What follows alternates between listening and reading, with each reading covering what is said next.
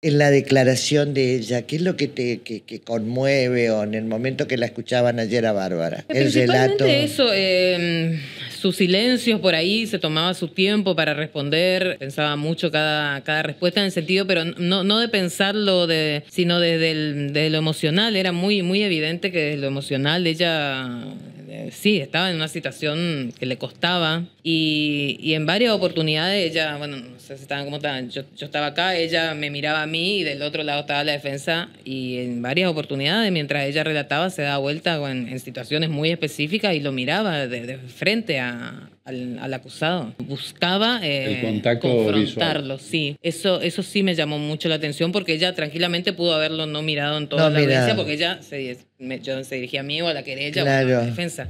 Como reprochándole la conducta que tuvo, ¿no? En varias oportunidades puntuales se daba vuelta y lo miraba fijamente. Sí, fue impresionante.